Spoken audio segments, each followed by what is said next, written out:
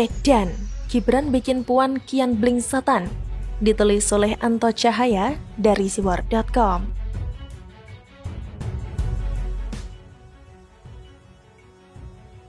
Dalam hitungan menit, saya melihat di timeline sosial media Facebook, foto profil Gibran berubah. Jika beberapa hari yang lalu sempat bersama Gubernur Ganjar Pranowo, lalu berganti profil foto candaan yang wajah keluarga kecilnya diedit menyerupai dirinya semua, kini kembali telah berubah bersama Ketua Umum Golkar Erlangga Hartarto.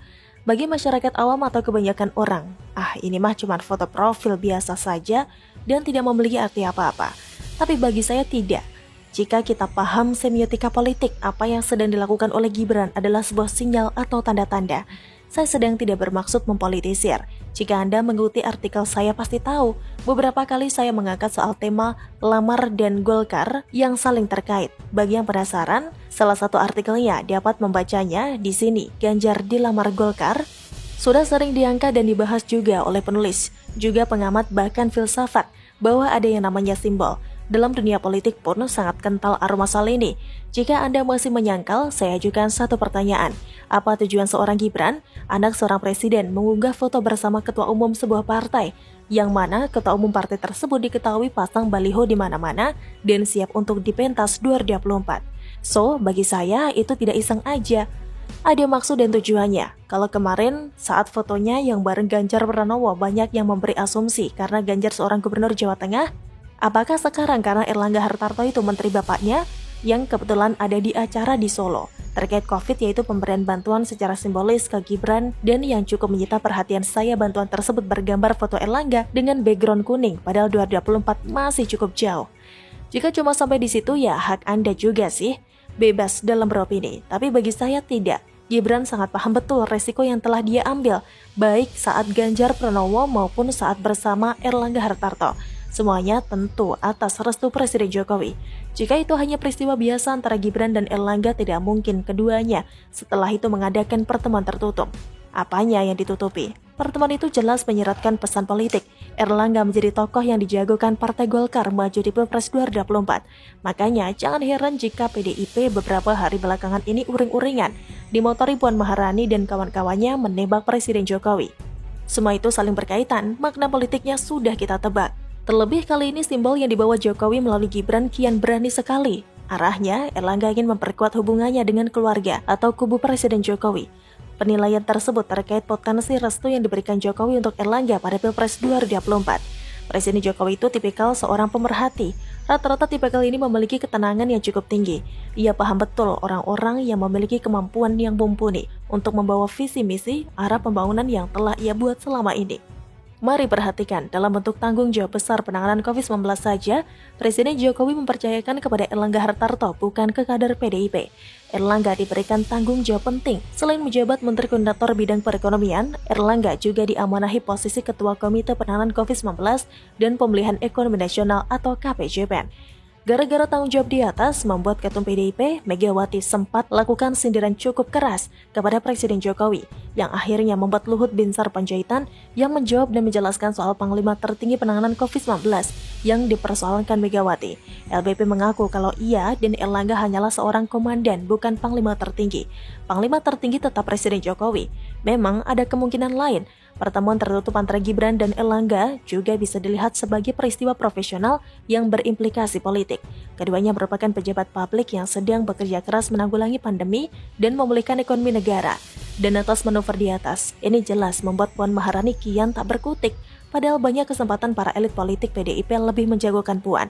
Saya menduga akan ada daya tarik-menarik yang sangat kuat di antara mereka. Kita lihat saja untuk sementara gelombangnya masih cukup tenang di permukaan. Sedang secara nyata dan dari sudut pandang kita yang awam, bisa jadi di dalam sedang ada riak yang bergejolak. Siapkan topi Anda, kita akan melihat lebih dekat intrik-intrik dalam dunia politik.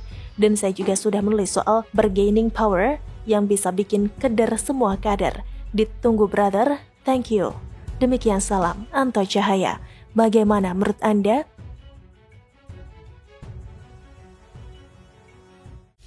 Ganjar, Puan, Jokowi, Mega dibenturkan, PDIP digoyang, lawan pun senang.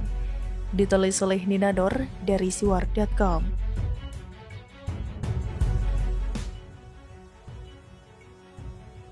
PDIP tidak akan jadi pemenang dalam pemilu jika hanya mengandalkan strategi playing victim.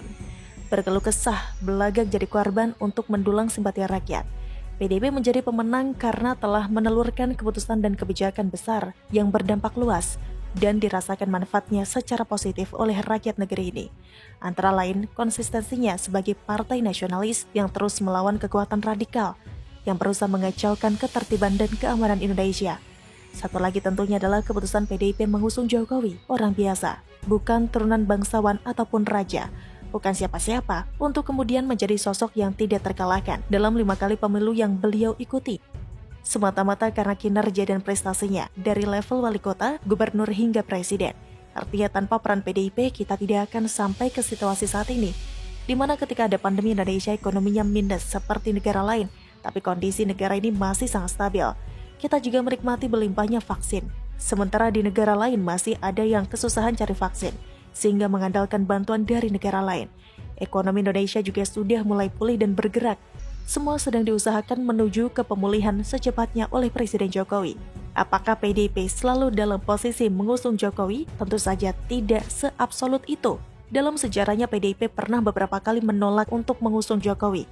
Sekali pada tahun 2012, menjelang Pilkada Jakarta, PDIP sempat hendak mengusung calon lain, Fauzi Bowo.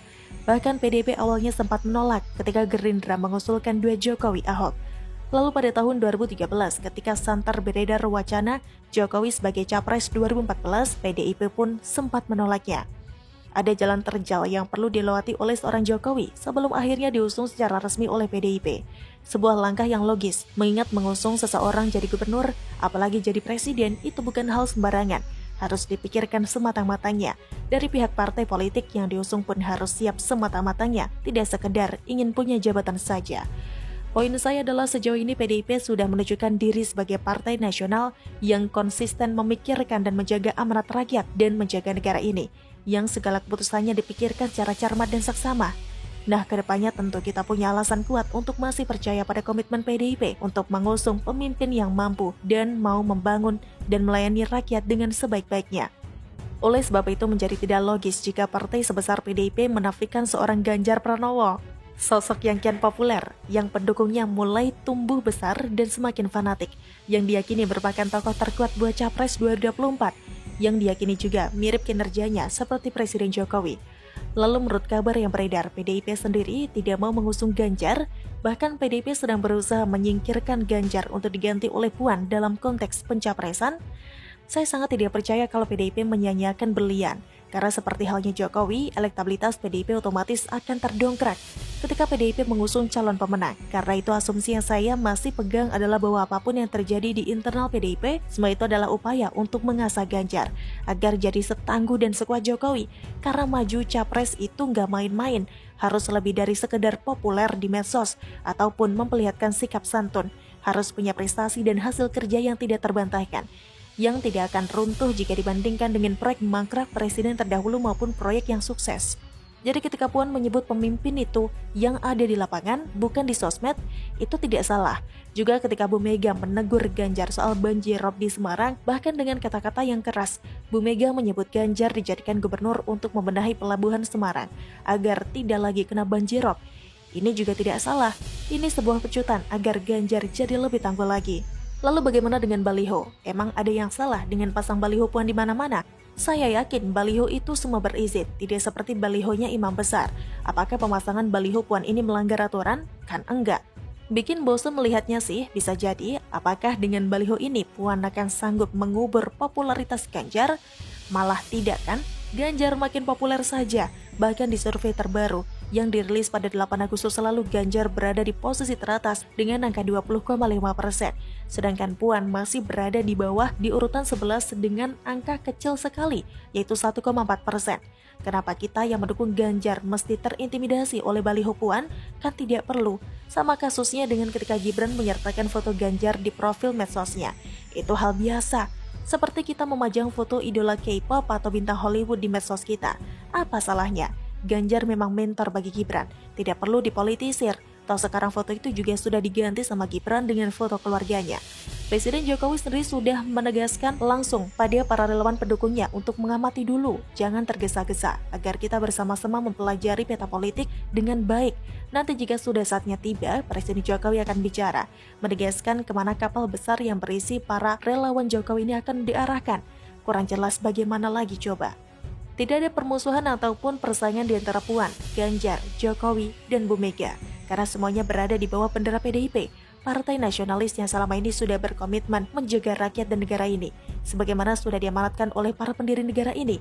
Kehebohan yang disebut media sebagai konflik internal PDIP malah makin dibesar-besarkan oleh pihak di luar PDIP, seperti beberapa pengamat yang analisanya justru meruncingkan dugaan konflik itu. Misalnya, Adi Prayitno yang menyebut pemasangan baliho Puan adalah cara untuk memblokir nama Ganjar dari urusan Pilpres 2024. Lalu Ujang Komarudin dari Universitas Al-Azhar menyebut bahwa sebelum ini prestasi Puan tidak terdengar karena lebih sering manut sama pemerintah. Namun sekarang Puan mulai melempar kritik ke pemerintah, misalnya soal tidak adanya data kasus anak-anak yatim piatu karena orang tuanya kena COVID, yang diartikan Ujang sebagai langkah Puan menuju 2024. Sementara itu, Jerry Messi menilai bahwa adanya sentilan Megawati soal penanganan pandemi harusnya dikomandoi oleh Presiden Jokowi atau tidak diwakili Luhut ataupun juga Erlangga, merupakan pertanda keretakan antara Jokowi dan PDIP. Usaha untuk membenturkan para tokoh PDIP ini juga dilakukan oleh para lawan politik Jokowi, misalnya Refly Harun. Menurut Refly, Bu Mega sudah membaca bahwa Ganjar yang dibesarkan oleh PDIP akan mengganggu terah Bung Karno. Bisa jadi PDIP akan jatuh ke tangan Ganjar jika sampai Ganjar diajukan jadi capres. Bahkan alumni Aksi 212 pun sudah menyatakan dukungan atas wacana duet Puan Maharani Anies Baswedan. Wacana ini lahir dari seorang politisi PDIP, Effendi Simbolon, yang beralasan demi rekonsiliasi antara kelompok nasionalis dan kelompok religius. Kok mereka jadi ikut-ikutan ngurusi Puan dan internal PDIP? Apalagi kalau bukan untuk menggoyang PDIP, juga untuk menjegal elektabilitas Ganjar. Selagi ada celah, maka para lawan politik Jokowi maupun PDIP mulai bermain di celah itu. Kapan lagi ada kesempatan untuk mengobok-ngobok PDIP? Ini yang harusnya diwaspadai oleh para pendukung Jokowi atau PDIP, maupun para pendukung Ganjar. Fakta-fakta sejarah antara Jokowi dan PDIP itu tidak bohong. Sikap logis dan komitmen PDIP juga merupakan kenyataan. Kita jangan ikut terpengaruh oleh wacana yang dipolitisir, apalagi hanya sekedar bermodalkan baliho dan foto.